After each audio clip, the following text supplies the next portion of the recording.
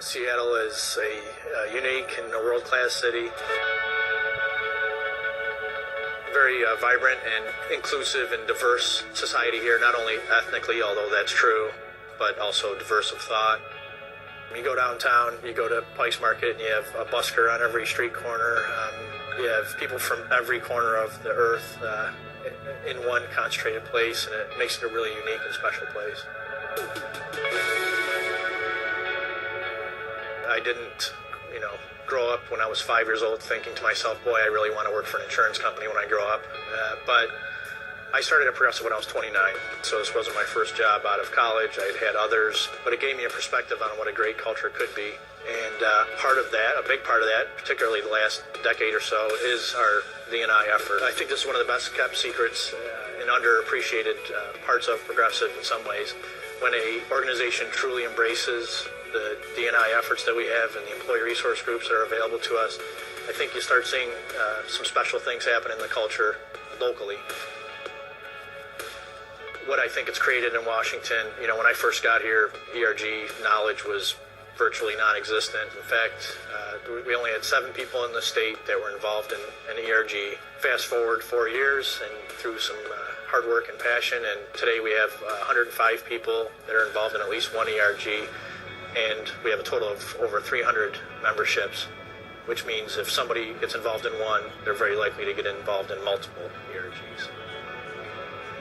Our culture surveys, our work environment scores are very high. We have a great story to tell numerically, but I think we have a better story to tell in reality and in the pulse of the culture. When somebody has a D&I event, the room is full. It wasn't always like that, but that's where we are today. And I think there's a sense of pride in the organization for that.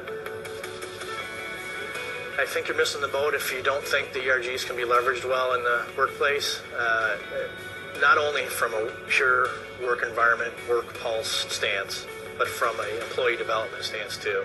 You can leverage the ERGs to prepare your future leaders for the next step.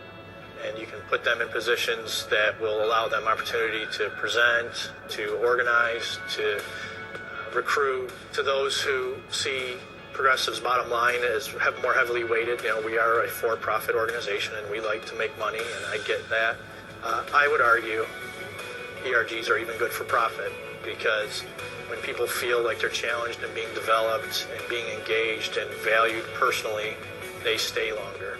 The longer employees stay, the cheaper it is for us to maintain an employee staff. When I interview people, our D&I efforts are such a big part of that interview that we can now attract better talent. That's a differentiator for us in the marketplace. Getting the best talent allows us to become more profitable. So I think there's, it touches a lot of different pieces that all add to the bottom line of profitability. There's a pulse that you can feel in an office that's highly engaged in D&I efforts. I think you can literally feel that pulse in that office. And I think that's the surprise, that when people really get involved in the ERGs, they expect to learn more about other cultures, but I think they really learn more about themselves.